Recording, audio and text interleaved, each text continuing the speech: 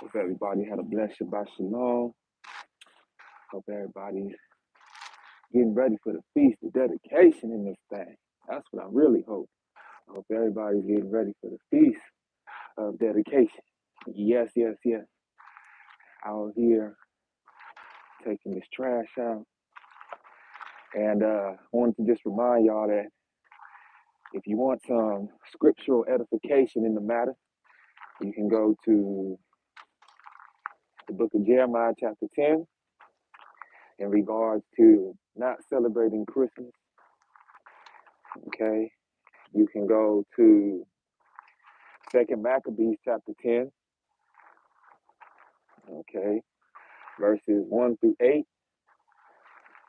to hear about the decree of the Feast of Dedication, which is Hanukkah. Then you could go to John chapter 10, verses 22 through 23. Actually, you could probably start at verse 18 and go down to the rest of the chapter. And that way you'll be able to get some context on what Yahshua was talking about when he was in the temple. And he was dealing with those folks out there that kind of had a disdain for him. But what you won't see anywhere in the scriptures is commandments or decrees or ordinances or anything like that stating that we need to observe Christmas time or that we need to observe Yahshua's birthday. Okay? Even from my studies, from what I'll be able to ascertain about the birth of Yahshua, it still doesn't appear to me that he was even born in the wintertime. That's a whole nother conversation. But, you know, what we're talking about is the Christian oligarchy taking advantage of Torah and the Tanakh and the scriptures and then using them to position themselves politically in the world. And when I say Christians, I'm talking about the Romans. Okay? You have to remember that the Romans have a heavy influence in regards to what we now know as Christianity because it was created in the 4th century. Okay? The 4th century had a lot to deal with Christianity. And what's the 4th century? That would be the year 326 AD in particular, or CE, Common Era. Okay? And Christianity was created by and instituted by the Roman Emperor Constantine. Okay? Now, I expect all of y'all to know this, all right? Not just because I'm saying it, but because you've done your homework and your due diligence, okay? I really, truly am expecting y'all to know this. And once you get to the point where you know something, and it's for real, and you know it, then you can make the decisions that you need to make in regards to what you're going to actually deal with in your life, right? And if you standing on the truth of the Most High, well, then you just know there's things you can do that are equitable, and there's things that are not equitable in your walk. And hold on, let me situate this tripod real quick because I'm out here. Let's see if we can get this popping because I need my hands. Give me one sec. There's things that's going to be equitable for you, and there's things that's not going to be so equitable. Okay? But the point is, you want to pay attention to what the Most High is saying, not to what man is saying, or nothing like that. You want to pay attention to what the Most High got to say to you. Okay? And it's difficult. It's difficult because we have heavenly parents, you know? And I remember, you know, I was raised a Baptist. You know what I mean? I was raised in the church. I was raised all around it, you know? I used to be an usher, you know? I used to give the Sunday, I forgot what it's called now, but the Sunday speech, opening statement. Yeah, I used to be in the choir. I used to go to church every Wednesday, Thursday. all week long, getting ready for church. You know what I'm talking about. I was in there. They didn't never let me touch that collection plate though. Nah, sir, they never let me touch that collection plate. I'd be in the kitchen, wanting to serve up food, help serve the food. My point is, y'all, my point is that I've been in it too. And I know what it feels like when your mama tells you that she's not going to want you to celebrate this or celebrate that. I remember the first time I wasn't allowed to celebrate Halloween when I wanted to celebrate Halloween. Child, little boy, wanting to be out there with my friends and wanting to dress up and go trick or treating and all of that. I remember that. And I remember how I felt when she told me, no, we're not doing this. I remember how I felt when time came for me to want to look for a costume and I wasn't able to get a costume. I remember how that felt. I remember what it felt like, to be told I cannot do something that seems to be popular. You know, I cannot do this, I cannot do that because it's evil, it's wicked. And so I know what that energy feels like to be involved with something that you really want to do versus something that needs to be done, but you might not see it like that. So what do we do about this? Well, the Most High made sure that we had days established for ourselves, for the Most High, that we could honor, that we're going to be righteous, that we're going to be holy days. That's where the word holiday comes from. Okay? So my point in saying all of this is don't give up. Don't give up on yourself. Don't feel as though, it's going to be too overwhelming for you to observe this day. So, or these feast days, the feast of dedication. So you just rather not do anything at all? No, I shouldn't be like that. Take the baby steps. Take the baby steps that you need to take. All right? Take the baby steps that you need to take and actually learn during this period. You might not be ready to put everything into action and everything into motion right now, but at least learn. Okay? At least learn what it is. Learn what's being requested of you, not by me. I'm just, repeating what the Most High told us, but through the Word. But actually take a moment to learn these things for yourself and to see if what's being said is true. And if what's being said is true, then you don't have to worry about any lies or any deceit. And then you could begin to take what you know to be true now and build upon it. Okay? You can take what you know to be true and build upon it. And it doesn't have to be anything crazy. It doesn't have to be anything absurd. You don't have to do too much. Just do what you can. Just do what you can. Y'all give me one moment as I close this gate back. But yeah, just do what you can. Let me see. Just do what you can. I know it's pressure. I know it's so easy to do. It's very easy to do what we've been accustomed to doing.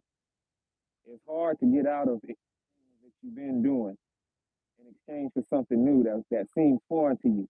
But that was part of our captivity. It's crazy how what was once our culture, what was once ours, now seems foreign to us. And what's foreign to us seems like it's ours. Ain't that a trip? Ain't that a trip?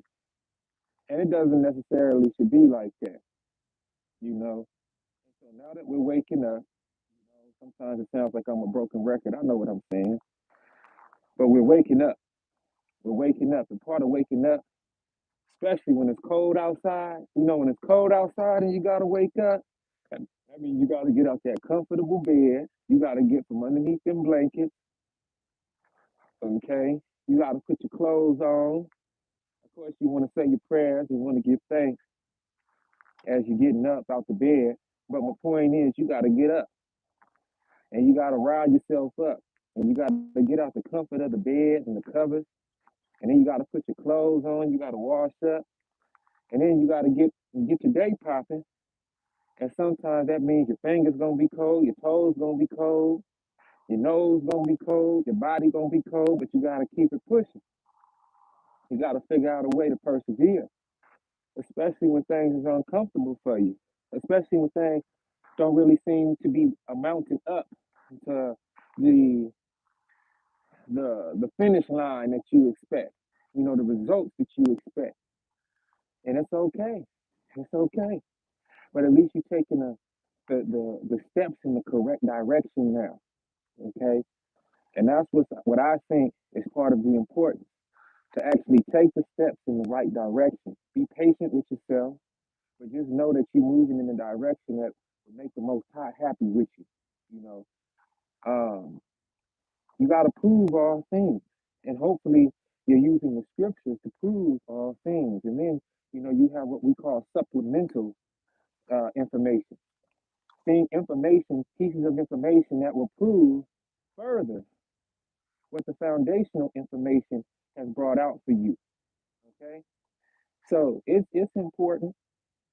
It's important, especially when we're dealing with a day for so long in the form of Christmas Eve and Christmas that goes against what the Most High is saying. And it's been packaged up, craftfully packaged up, okay, to appear to be something that's wholesome, something that's cool, something that's righteous, something that we're supposed to be dealing with. But in reality, we have to now look at the scriptures with a microscopic eye to the best of our ability. We have to look at the scriptures differently. We have to look at them as pertaining to us. We're not, Gentile people. I know that's a message in Christianity ever since the past month or so. Brothers been like from Kyrie to Kanye to Ye, have been making these statements that brothers in the truth been making, obviously. But the point is that there's been another spotlight placed on us as a people. Now you got our own people who don't want to give up Christianity, church leaders and pastors, all over the place who are crying out in opposition to these statements. And they're trying to do everything they can to keep their congregations. And the congregations is holding on by a thread because the Most High is doing a wonderful work in the land right now. And the pastors is having a hard time keeping their congregations in line, and rightfully so. Rightfully so, because these so-called pastors have been preaching lies. They've been promoting falsehoods in order to economically exploit our people. We know there are churches on every corner, almost every corner. There's more churches than McDonald's, it seems, especially in some areas. And so we have to really look at that as a business, church as a business versus churches spreading the gospel of truth. And now you have brothers all over the place, all over the world actually right now. It seems it started here though. Okay?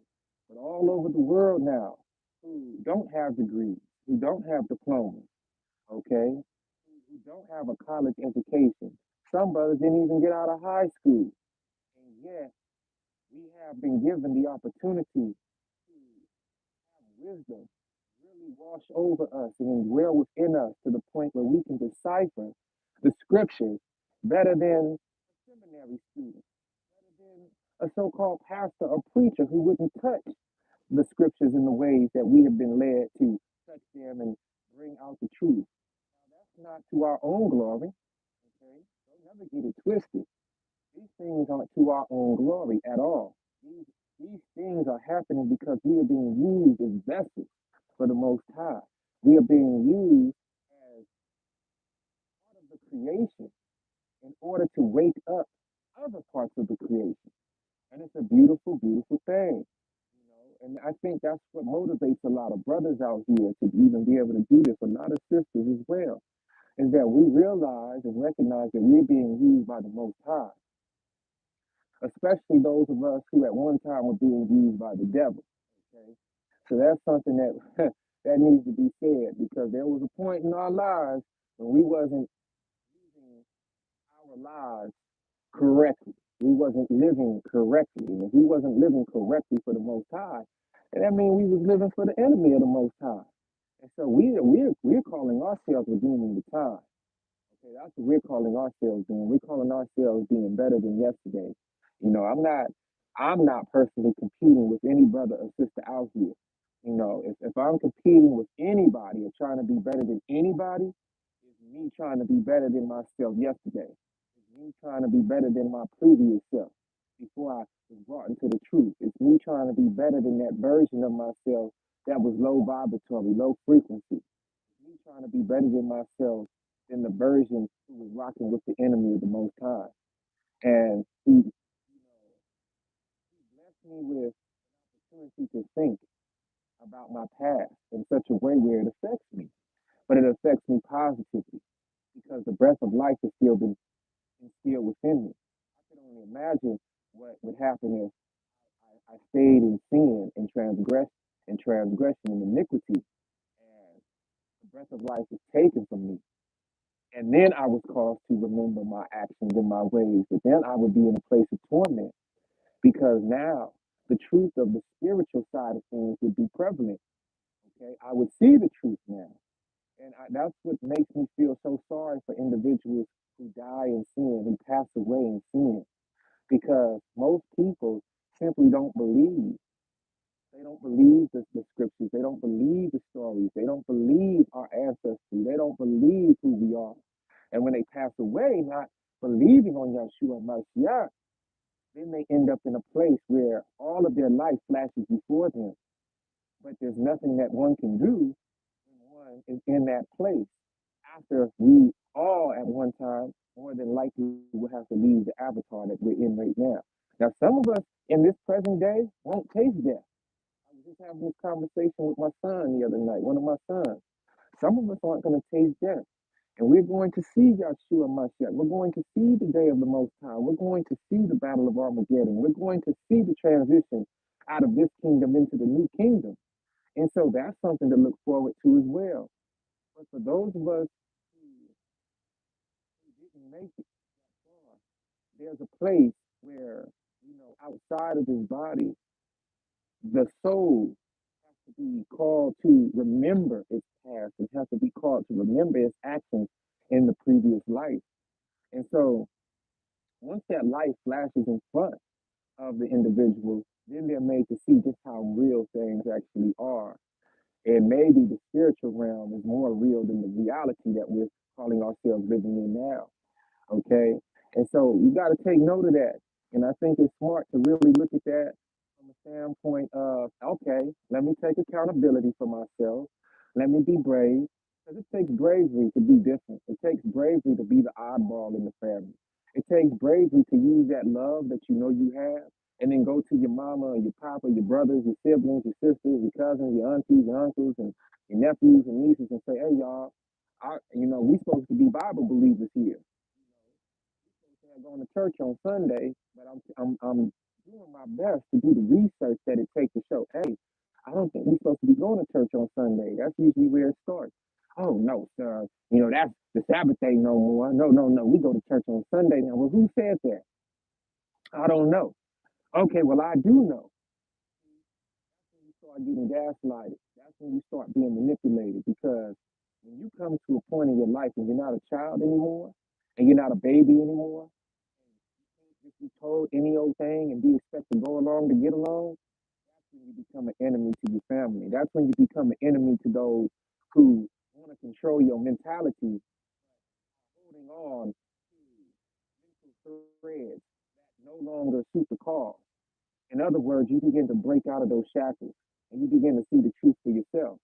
And when people can no longer um, uh, mold your mind the way that they would like, that's when you become a threat to them. That's when everything becomes a problem.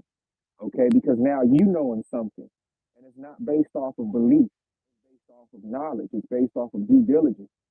Okay, and so that's the issue that a lot of people in our lives have, and I know the peer pressure of that.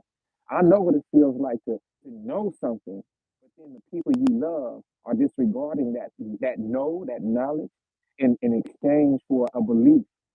And belief is strong, y'all. Belief is strong. Okay? Belief is strong, but it's not stronger than knowing. And remember, there's two types of knowing. I can know through information input into my mind. I can know something through knowledge, and I can also know something through experience. Okay? And knowing through knowledge is supposed to be the path setter, trailblazer into knowing through experience. Okay? If I want to know how to build something, I have to first know it through knowledge. I have to first know that it can happen. I have to learn the correct way to do something, I think. And then once I've incorporated that information into my life, then I can begin to branch out and actually act on that information and that knowledge. Once I begin acting on it, that's when it becomes experience. Okay. And that's when I know through experience. And once somebody knows through experience, it's a wrap. It's a wrap. When someone knows through experience, they now have an upper hand over any individual who doesn't know through experience. Okay. And that's why when some people speak on things, you can tell, oh, this person might just know something because they read it. Okay. But until they actually live it, there's not gonna be that in between the line understanding, that in between the line understanding and overstanding that lets you know, okay, this person actually knows what they're talking about through experience now. And that's what we need to do. We can sit up all day and read the scriptures and say we know the scriptures, but the Most High doesn't say to love me is to know the scriptures, okay? To know the commandments. To love the Most High is to keep the commandments. And keeping the commandments is an action word, just like love is an action word. Okay, so that means love is a verb. Okay, just like keep is a verb. Okay, in the sense that we are protecting, in the sense that we are honoring, in the sense that we are doing. Okay, that's what keep means. Okay, now according to the scriptures in that context. But now when we talk about love, remember I always like to say we're not talking about lovey-dovey. We're not talking about romanticism. We're not talking about any of those emotional aspects of what we deem love to be in this modern era.